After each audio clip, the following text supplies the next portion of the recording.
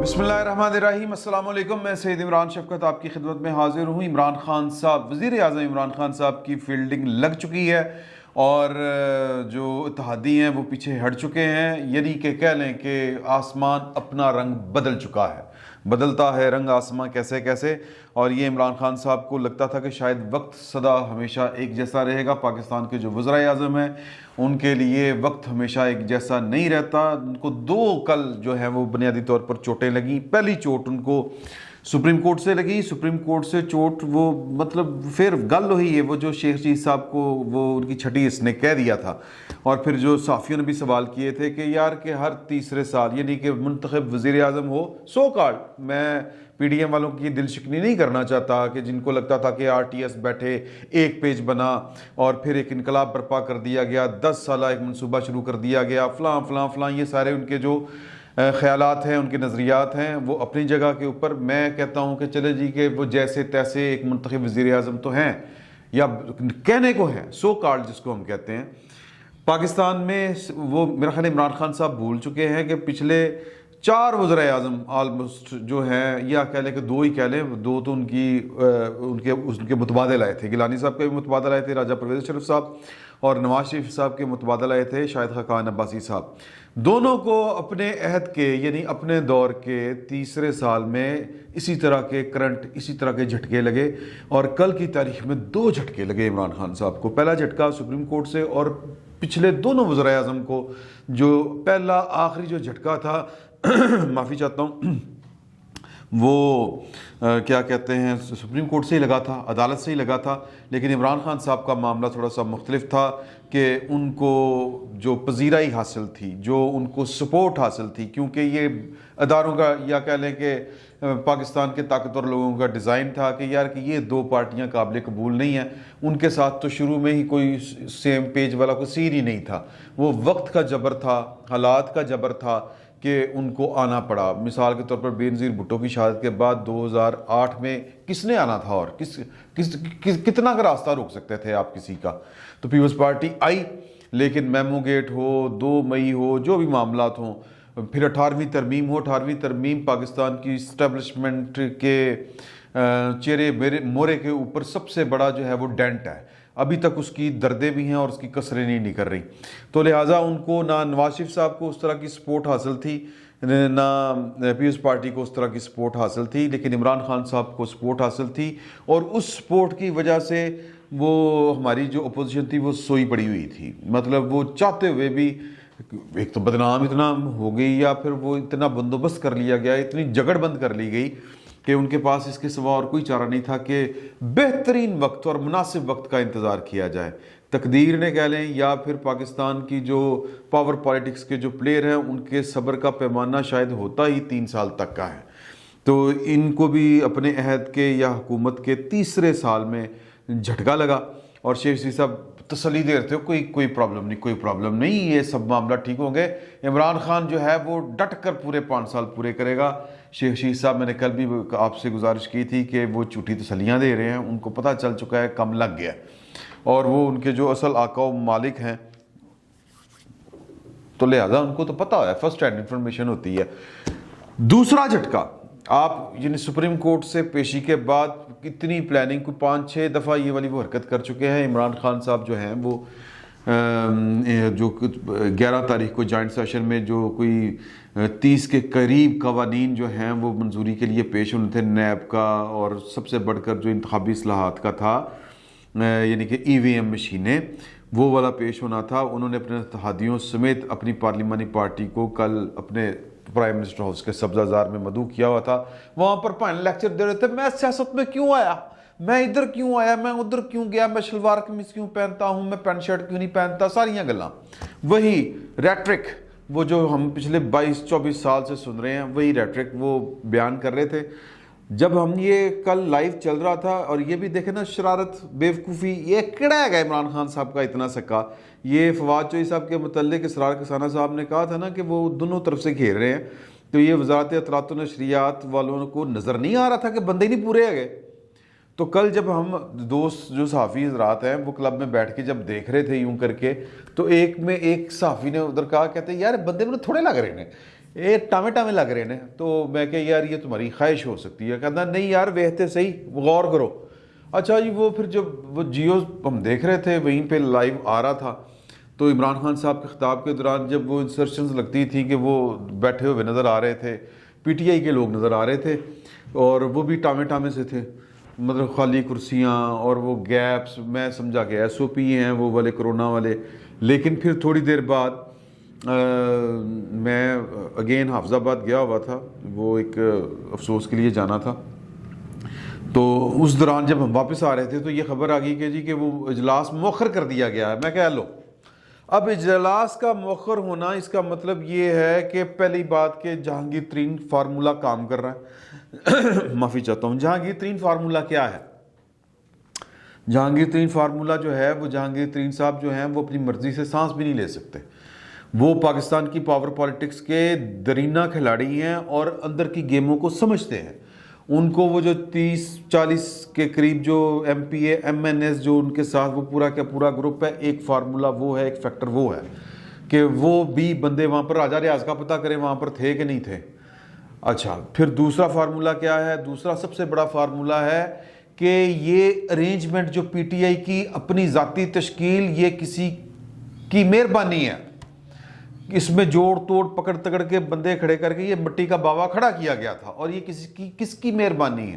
انہی کی مہربانی ہے جن کے اوپر نواز شریف صاحب بھی الزام لگاتے ہیں, پیپلز پارٹی والے بھی الزام لگاتے ہیں, اور پھر ان کی پارٹی کے اپنے لوگ بھی الزام لگاتے ہیں. الزام کیا لگاتے ہیں؟ وہ بلکہ شیخی بکھیرتے ہیں کہ بگاڑتے ہیں, شیخی بگاڑتے ہیں اردو میں کہتے ہیں اس کو.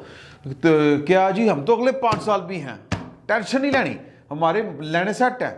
تو یہ جو باتیں ہیں نا یہ پھر یہ اس طرح کی باتیں جب آپ کرتے ہیں تو پھر یہ پے کرنی پڑتی ہیں. بہرحال تو کہنے کا مطلب یہ ہے کہ وہ جنہوں نے یہ پورا کا پورا بندوبست کیا ہوا تھا اگلے 10 سالہ منصوبہ یا 10 سالہ منصوبہ, وہ سپورٹ پیچھے سے نکل گئی ہے.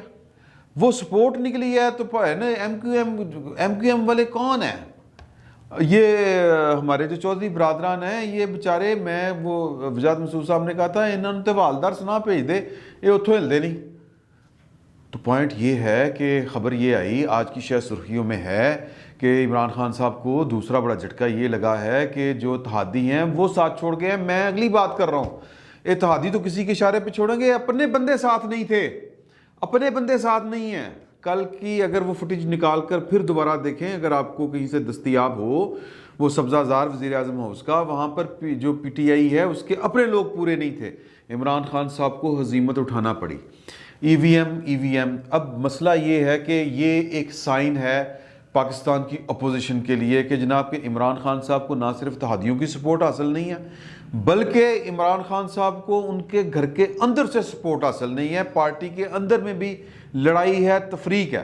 تو اس لیے اگلی خبر یہ آئی ہے کہ جناب کہ اب یہ سیاسی معجزہ ہے پاکستان کے اندر, اور یہ اس بات کا اشارہ ہے کہ جو کہہ لیں کہ پاکستان کے اندر یہ جو سیاسی بندوبست کیا گیا ہے یہ کسی قوت نے جوڑ کے رکھا ہوا تھا.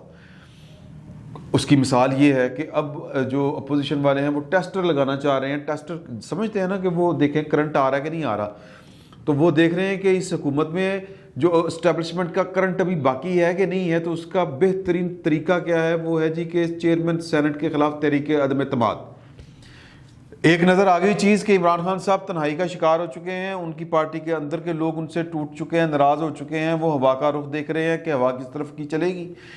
کاف لیگ ہو یا ایم کیو ایم ہو جو ان کے اتحادی ہے, وہ جی ڈی اے ہو, ان کے ساتھ نہیں کھڑے, ان کو اپنا جو جوائنٹ سیشن بلایا تھا وہ واپس لینا پڑا. تو اس کا مطلب ہے کہ عمران خان صاحب کی ذات اقلیت میں چلی گئی ہے, ان کو سپورٹ حاصل نہیں ہے اور اسٹیبلشمنٹ کا کرنٹ آنا بند ہو گیا ہوا ہے.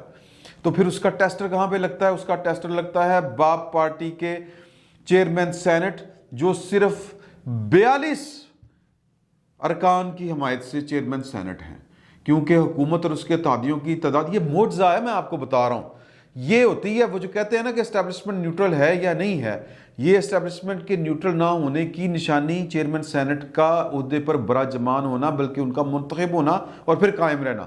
کیوں؟ 42 افراد کے ساتھ وہ چیئرمین سینٹ ہیں, عددی اکثریت جو بظاہر نظر آتی ہے, باقی تو پھر بندوبست کر کے دیتا گیا نا. پوائنٹ سمجھیں اس کو. تو اور معجزہ کیا ہے کہ اپوزیشن کے پاس 50 ارکان کی حمایت ہے اور دلاور خان گروپ جو ہے وہ بھی ان کے ساتھ ملا ہوا ہے. تو اقلیت کا بندہ نمائندہ باپ پارٹی کا وہ چیئرمین سینٹ ہے, وہ کہتے ہیں اس کے خلاف اب لے کے آتے ہیں تحریک عدم اعتماد. وہی فارمولہ جو مولانا فضل الرحمان اور نواز شریف کہہ رہے تھے کہ ہمیں دیکھنا پڑے گا کہ یہ جو کیموفلاج تو نہیں ہے, کیونکہ جو جنگ حکمت عملی ہوتی ہے نا, جنگ کی حکمت عملی, اس میں کیموفلاج بہت بڑا ایک ہتھیار ہوتا ہے کہ آپ دشمن کی آنکھوں سے اوجھل ہو جائے. تو یہ کہیں پر کوئی کیموفلاج تو نہیں تھا جس کو ہم پنجابی میں, اردو میں یا اپنی زبان میں, جٹکی زبان میں کہتے ہیں نورا کشتی. یہ کہیں پہ نورا کشتی تو نہیں چل رہی عمران خان اینڈ اسٹیبلشمنٹ کی. مطلب یہ کہ بن کے مارو, رہو یا مارو کہ جناب کے پوزیشن پانی نہ مانگے. تو اس کا ٹیسٹر کہاں پہ لگتا ہے؟ اس کا ٹیسٹر لگتا ہے چیئرمین سینٹ صادق سنجرانی کے خلاف تحریک عدم اعتماد پیش کر کے. کیوں؟ اس لیے کہ ایک تو بڑی صاف وہ جو میں نے آپ کو بتائی کہ 42 ارکان کے ساتھ وہ ہیں, یعنی اقلیت کے باوجود, یعنی کہ سپورٹ ہے کہیں کہ غائبانہ, وہ جو کہتے ہیں نا غیبی قوت, غیبی امداد, وہ سپورٹ حاصل ہے. باپ پارٹی اور صادق سنجرانی بالخصوص یہ اسٹیبلشمنٹ کے بلو آئیڈ جس کو کہتے ہیں چہیتے ہیں, اور ان کے لیے ہر جو ہے وہ جائز اور ناجائز کر دی جاتی ہے.